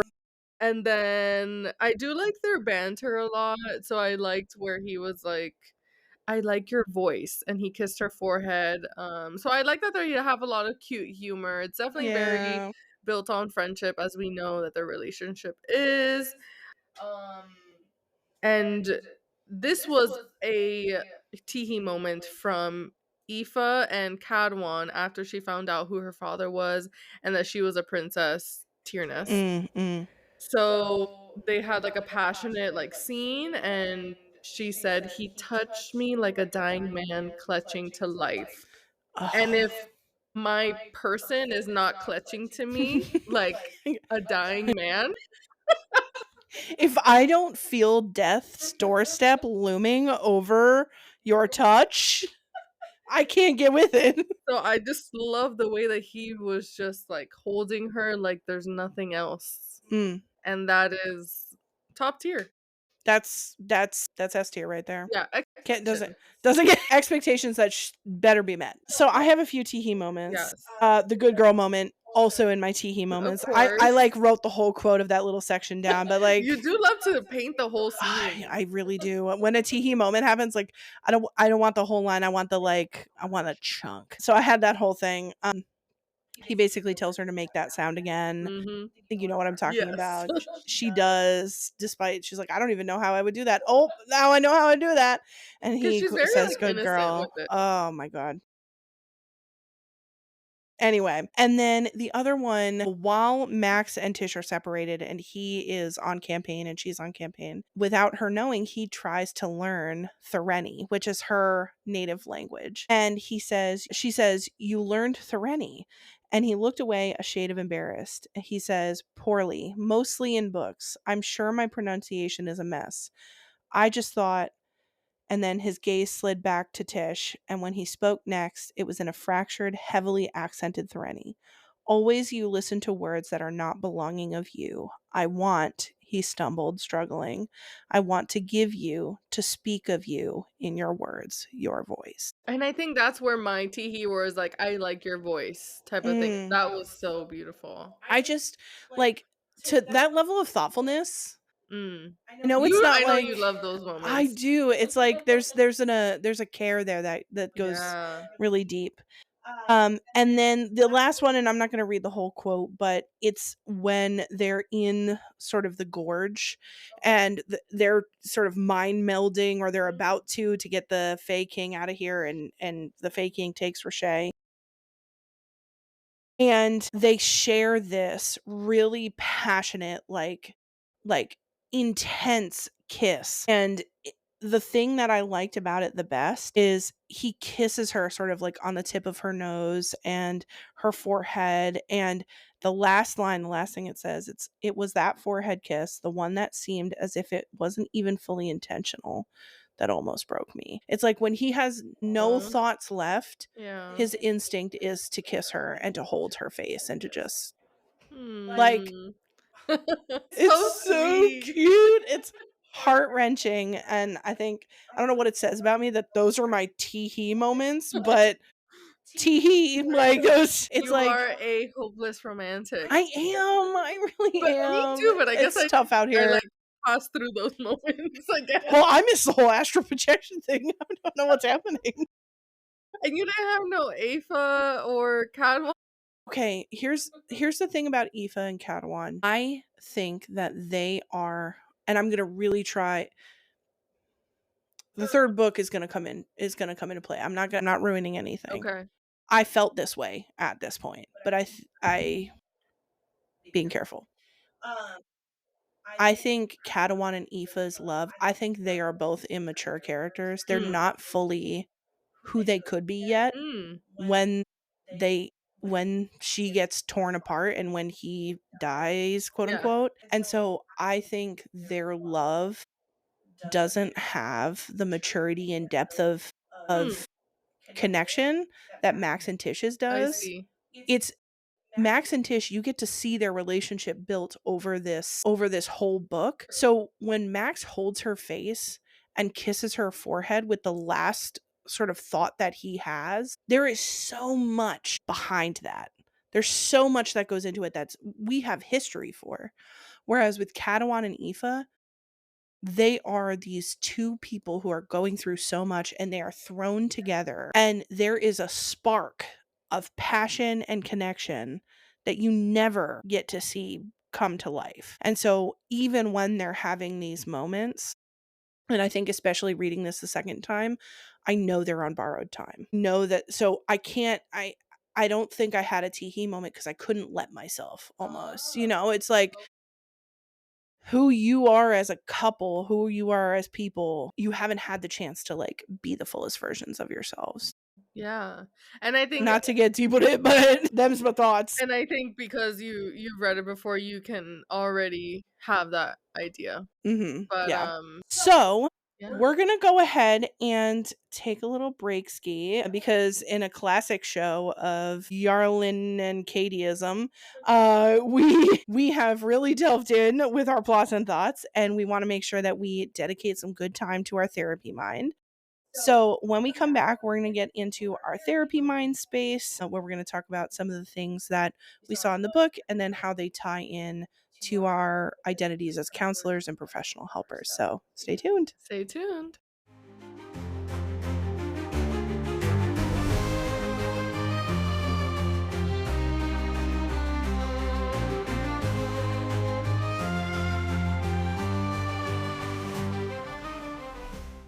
Hello, everybody, and welcome back to our episode on Children of Fallen Gods, the second book in the Mhm. War of Lost Hearts series. And we've already gone through our reader mind, our thoughts and theories for future book. Yeah, because there's one more. Yeah. The last one. I lost sense of reality there for a second. And some of our teehee moments. And now we are going to delve into therapy mind. As with the first half of the episode, we're going to be going over some pretty impactful themes related to mental health. There's going to be discussions of various mental health conditions, things like trauma and substance use and lots of different things. So, if those are things that you're not comfortable hearing about, take care of yourself. Come on back at a future episode. And please note, everything we say here is just for fun. We're making connections between the literature and what the two of us see in clinical spaces, but this is not designed to be treatment related or to prescribe a certain kind of treatment to you personally. For that kind of thing, you want to go seek out your own services, your own personal counseling and other things. So are you ready to delve into the therapy mind? Yes. Dun dun Okay. dun. Okay, so as with most of the books we read, there were so many things that I could have picked and I really struggled. Yeah. But I tried to distill down to 3 or 4 major things that I wanted us to talk about. The first one has to do with something that we hinted at in the first half of our episode, and that is about the distorted conceptions of love through the eyes of two people in particular. One is Nura, and the other is Aoife slash Riche, and really leaning heavily on that Riche end of things. Throughout both books, really, but really highlighted in the second book, we see the history, development, character of Nura in a more complex but also complicated way. We see her as a person with deep passions and a desire, and I really do believe this, a deep desire to serve her country and to serve the people of the country of Ara. However, time and time again throughout this book, we see that Nura's expressions of love, the way her love sort of like comes out, ends up hurting people. That like despite her best intentions, it's so very tainted by a couple of different assumptions that she makes about love. One is this ends justify the means. Like, okay, if we can just make sure that Ara is safe, anything we do in between now and that point is justified. Two, she almost it feels like this like martyrdom kind of vibe from her where she feels like I will be the villain. If you need me to be the evil one, if you need me to be the villain, if you need me to be the dictator in order to get to that safety, I will fall on my sword. I will be that bad person in order for you to keep your safety, which again is antithetical to what actually happens. And then number 3, something that I see from her a lot is that her version of love and truth is right, and everyone else or any other harm or any other pushback that she gets is just short-sightedness on everyone else's part. It's like, "No, this is me loving my country, and you're just not cold enough to see it, that, Right. you know, like, you're just not calculating enough to see that this is what love is." Yeah, it's like everyone else is the problem, I am not the problem. Yes, or everyone else gets to have feelings or have warmth. I don't. Yeah, I don't I get that luxury. Yeah. exactly. And what's really interesting is part of that, I think, comes out of the society she's in. There's one quote that, and I put several quotes in our outline, and I'm not gonna go over all of them because we'd be here all day. But one quote that really stuck out to me is she says, and this is in response to someone saying, like, "You're being very cold," or like someone making a comment basically being like, "You're being very cold-hearted right now." And she said, "Good. It is better to be this cold. The arch commandant," which is the leader of the orders, "cannot be soft, especially not her." She's speaking to herself, like, Nura can't be soft because she neither has the strength of a family name nor the respect of masculinity to shield her from criticism. Mm. She genuinely sees, like, I am not allowed to be those things because this society does not allow me to be. Yeah. Um, and so, and this is a sort of a start of a series of quotes and sort of this cascading, like, descent into my love needs to hurt in Yeah. order to keep people safe. Uh, and so I was really struck by her kind of unraveling, and Tish and Max both being like, "What are you doing? Yeah. Stop." And at all the points where she gets pushback, she's like, "I don't understand why you don't see what I see." And even Max iterates several times, like, "Your love hurts. Your love kills."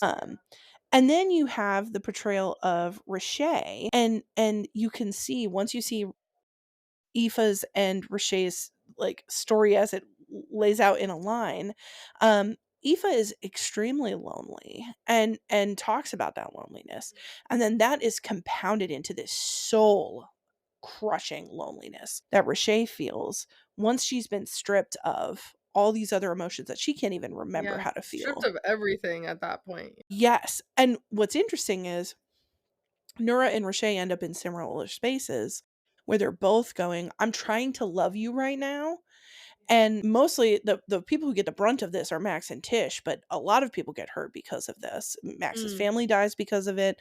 Um, some of the Threllian people who are enslaved are re-enslaved because of Nura, but there's this element to both of these characters that, like, I'm trying to enact my version of love and it's hurting people, but I can't even see the my logic isn't.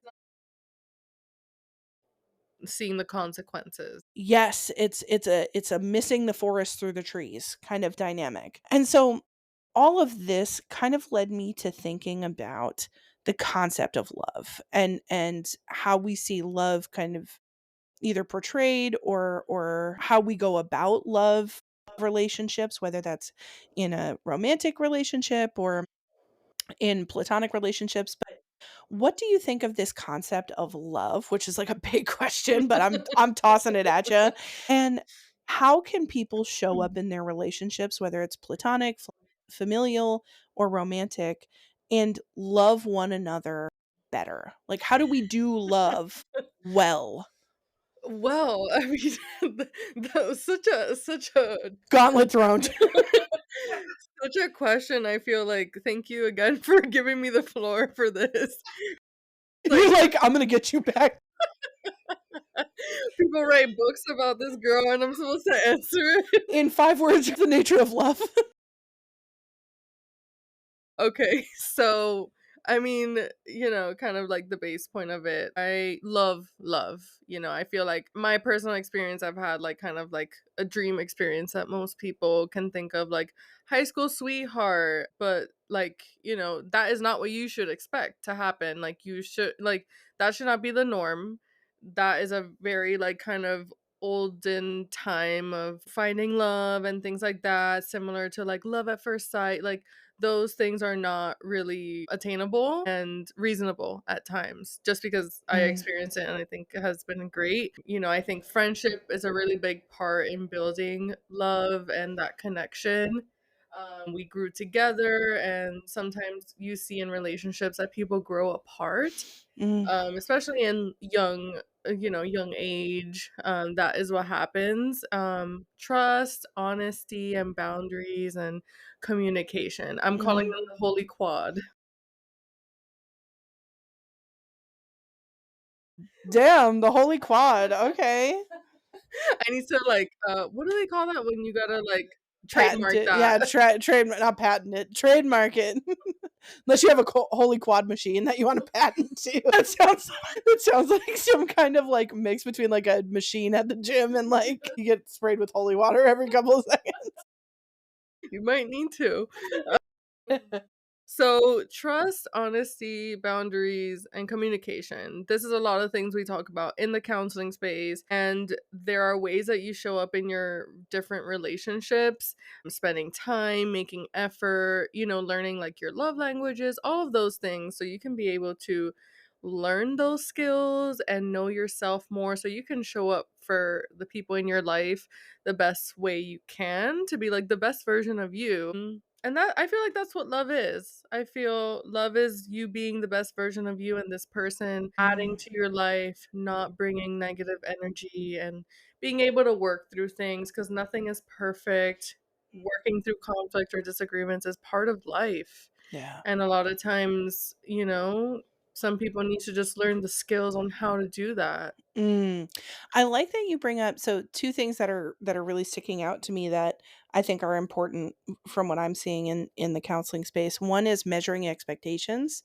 Like, everyone's the love relationships, and I don't just mean romantic, but friendship, family, like, whatever Right. love means for you, it's going to be different for everybody. So recognizing that, trying to fit your, like, love relationships into this, like, formula is Mhm. such a disservice, and maybe, you will read a book and your love story will be reflected in that book really closely, Yeah.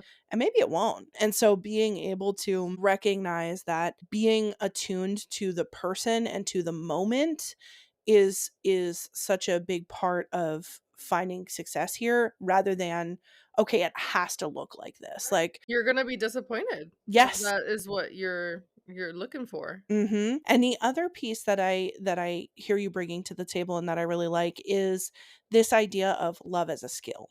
People like to think that love is this gushy feeling, that it's like all just warmth and Yeah. gooiness and, like, goodness, and it is that, right? Like, love Yeah. is that is a part of it. And it is a skill. It's something Mhm. that you build an ability to love well and to Yeah. accept the love of others well. There's a great book by Eric Fromm called The Art of Loving that talks all about that. That we don't just show up as, like, able to love in a really strong way. And of course there are people who have natural abilities for things like empathy or boundary setting or things like that. I'm Mhm. not saying that natural sort of strengths don't play in here, because they certainly do.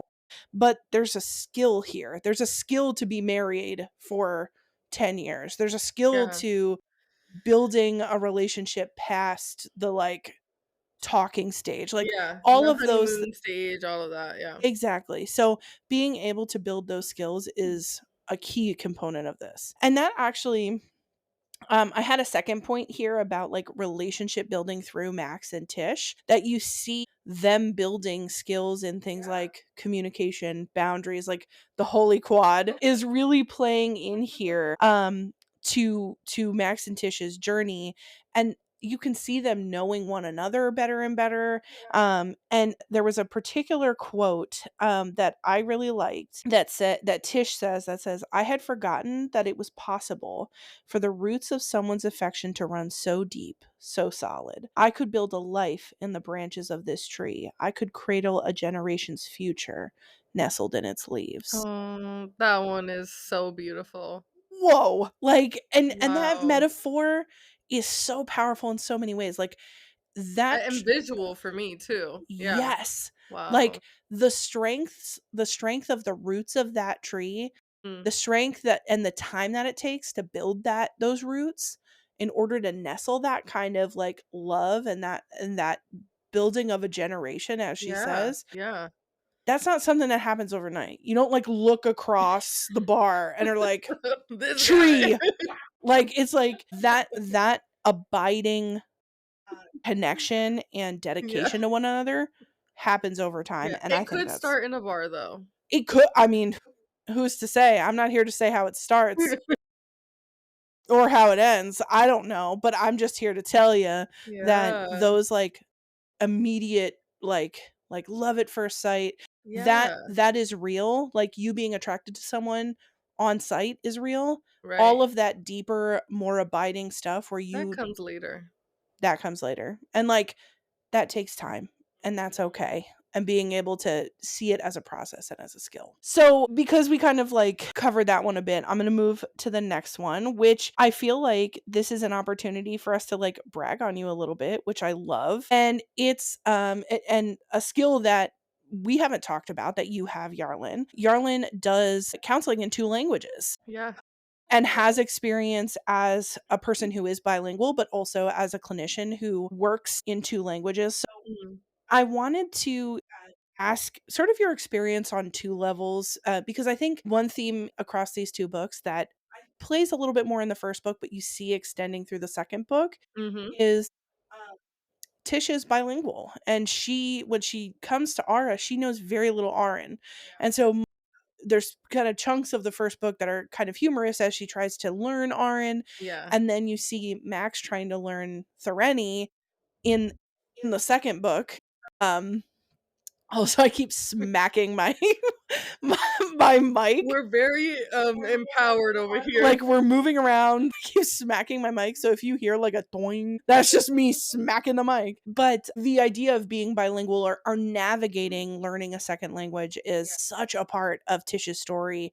And I'm just curious, one, to know sort of what are you seeing for folks who are bilingual in the clinical space, but also as a clinician, being a Yeah. bilingual clinician, how does that for you? Yeah, so growing up, like knowing Spanish, and a lot of my family only spoke Spanish. So I think once you are kind of like learning this type of mental health field is primarily in English, the schooling. So a lot of the translations of like knowing like how to say certain things in Spanish and being able to also connect the cultural aspects of mental health and the limits Mm, that that comes in of just like the differences. And I feel so honored to be able to serve my community and to support them in the way that they probably weren't supported before, or just the lack of like representation of mental health in like yeah. Hispanic communities and just like a lot of those themes.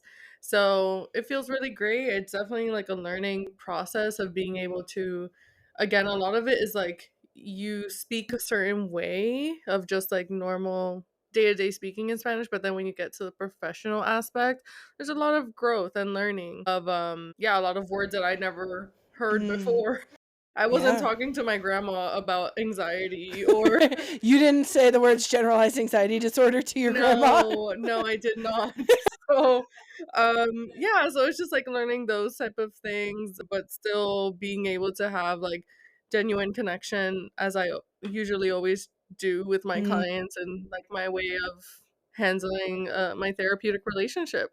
yeah. Well, and what's so cool about that is just the accessibility component. Yeah. Giving a community access to counselors, Mhm.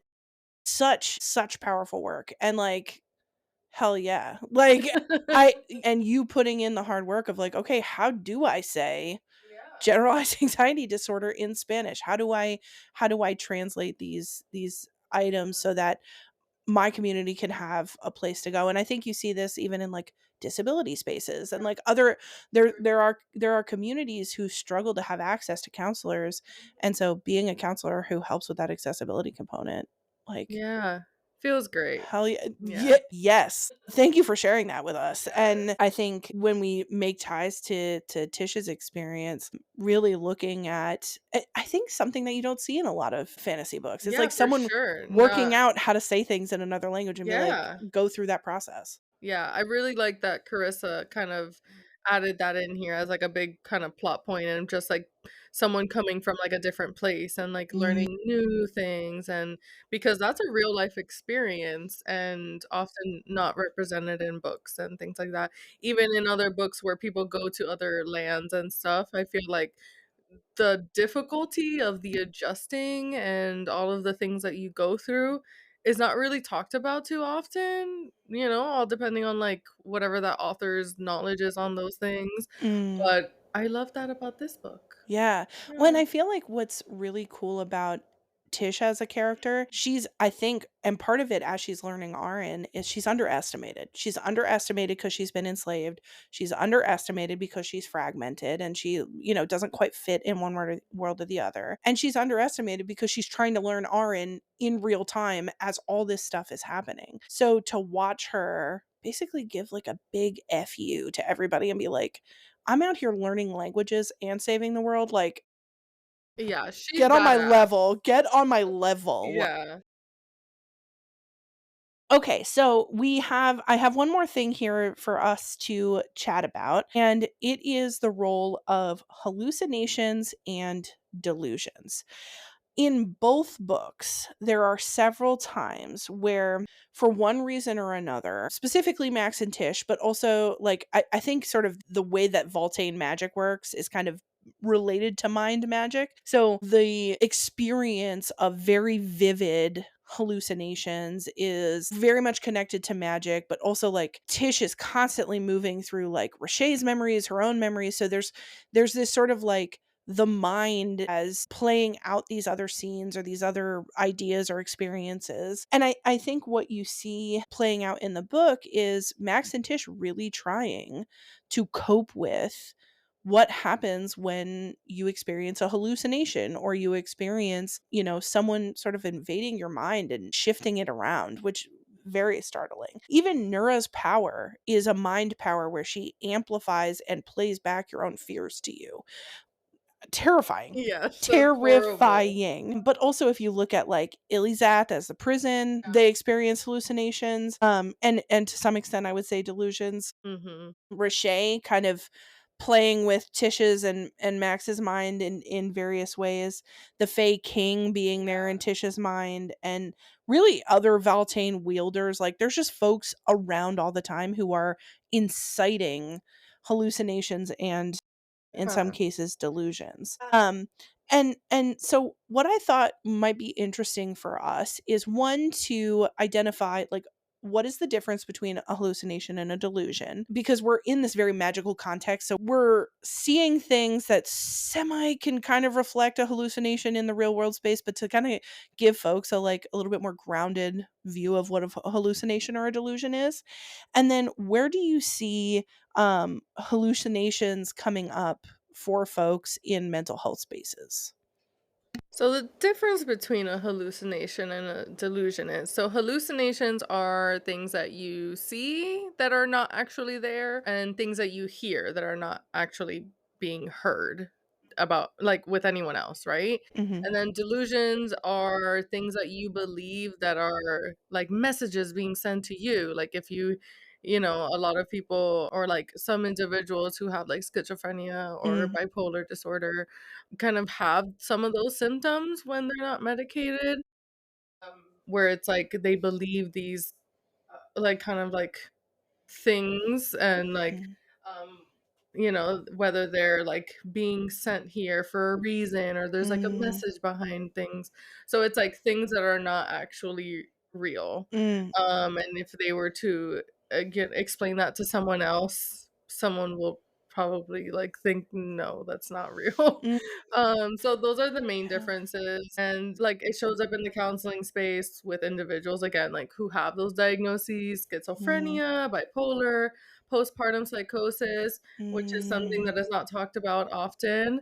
I have completed perinatal mental health training, so I learned a lot about that. mm, Other psychosis type of stages some people may be in: drug use, any like neurological disorders like Parkinson's, Alzheimer's. And we're not going to go over like meeting the criteria for these because obviously yeah, you do need to seek professional care.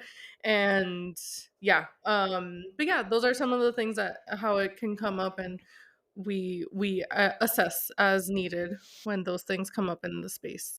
Yeah, I like that you bring in so many of these things that can bring about hallucinations and delusions. I think folks can, one, it can feel scary to experience.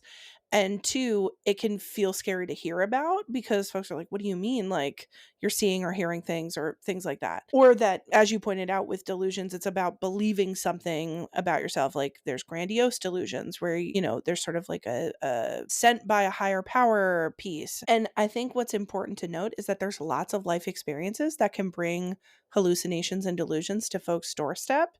And that, like, to kind of normalize, like, there are a lot of things that can make this happen in your life, and it's okay for that to be happening, and it's okay for you to talk about it, and it's okay for you to get help with that and to process it in a way that works for you. I think one thing that really sticks out for me, being having a background in substance use disorders is really recognizing how substances can mess with neurology. Like that is a something that I've seen several times in the clinical space, and just helping folks, one, to be seen and not judged, and to recognize that it can be a very intense experience.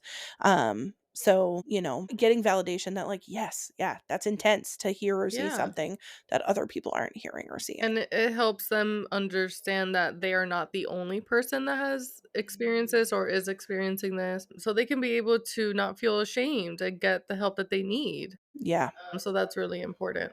Absolutely. So that's gonna wrap up our therapy mind thoughts. And as always, I know we like give the disclaimer a lot, but like I feel like as counselors we can't help ourselves. Please note that this is like for fun. We're trying to make ties between literature and some clinical stuff, and this is not about diagnosing you. If you're trying to lean into self-diagnosis, we highly recommend that you like seek professional help, and get the support that you need. We did go over thoughts and theories for future books. So Yeah. looking forward to seeing like So who excited. Nura, what's going to happen with Nura, what's going to happen with these Fae that are Yes. threatening invasions, and Max is in Ilizath. Like, what's going to Yeah. happen to him? There's a I'm lot up so in the air. excited. I feel like Carissa Broadbent like threw all of this up in the air, and we're all like, ugh. Yeah. And so, I'm really excited to get to have a conversation about the third Yeah, book and I like together. that it's a 3-book series. It's, like, not super drawn out, so that Yeah. will be coming up soon, book 3. That'll be Yes, yes. awesome. That'll be our next episode, book 3, the final book of the War of Lost Hearts series. It's called The Mother of Death and Dawn. If that is something you want to read, get you a copy. We're going to be talking about it. As always, thank you so much for listening. We appreciate everybody who takes a listen. If you would like to support us, we are on Instagram at Faye and Fables Pod. We also are available on the Apple Podcast app and on Spotify. So give us a like, a review. Those things really help to Yeah. boost the podcast to other people. And stay tuned for our Yeah. next episode, y'all. See you soon. Bye. Bye.